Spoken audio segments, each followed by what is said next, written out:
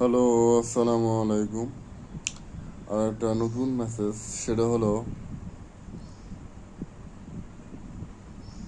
টাকা সম্পর্কে।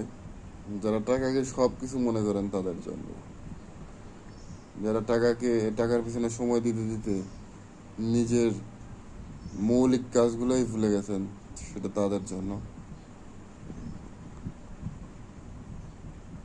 টাকা জিনিসটা যদি আল্লাহ তাআলা আপনাকে দিত, তাহলে অবশ্যই আপনি একটা ধনীর ঘরেই জন্ম জন্মগ্রহণ করতেন। টাকা যদি আল্লাহ তাআলা আপনাকে দিত, তাহলে পারিপার্শ্বিকভাবেই আপনি যে কোনো না কোনোভাবেই আপনি টাকাগুলো, অর্থ সম্পদ পেয়ে যেতেন। হতে পারে সেটা ব্যক্তিগত কাজের মাধ্যমে, অথবা পৈতৃক সম্পত্তির মাধ্যমে, অথবা ভালো একটা রাস্তা মাধ্যমে, যা পরিবেশগতভাবে আপনাকে সাপোর্ট করতেছে। আবার আপনি টাকা ইনকাম আজকে 500 টাকা করতেছেন, হয়তো 5-6 বছর পর এর চেয়ে বেশি করতেছেন, 1000 টাকা, কিন্তু তাতেও কোনো সুখ থাকবে না। 500 টাকার ইনকামে আপনার যদি যে সময়টা কাটাচ্ছেন ওটাতে সুখের সময় হতে পারে।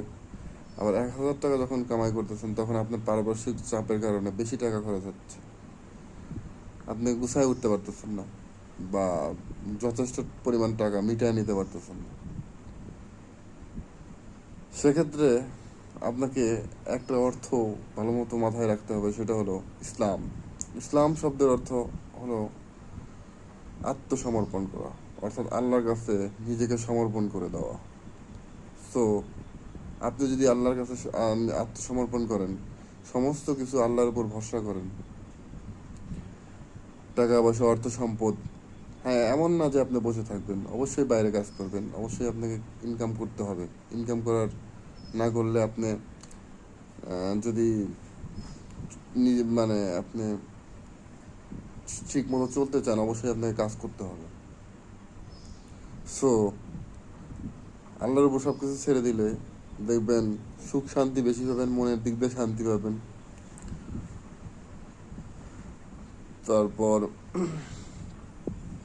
আপনার অর্থ সম্পদ যদি আল্লাহ তালা আপনার কপালে লিখে থাকে, বা আপনাকে সে দেয়, আল্লাহ তালা অবশ্যই কাউকে অর্থ সম্পদ দিয়ে পরীক্ষা করে এবং না দিয়ে পরীক্ষা করে। সো আপনি বিষয়টা এভাবে মেনে নিতে হবে যে আল্লাহ তালা হয়তো আপনাকে দেয় নাই, হয়তো দিবে না, হয়তো দিতেও পারে। সো আপনি আপনার তরফ থেকে চেষ্টা করে দেবেন, কিন্তু একদমই টাকার পিছনে ছুটা পারিপার্শ্বিক যে মৌলিক কাজগুলো সেগুলো ভুলে যাবেন না। নামাজ কালাম থেকে শুরু করে যে কোনো ভালো কাজগুলো, দান খয়রাত যদি করেন, অবশ্যই আল্লাহ তালা খুশি হবে।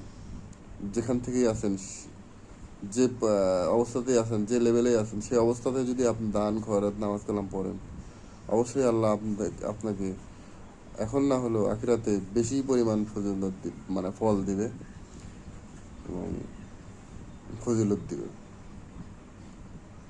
আসসালামু আলাইকুম।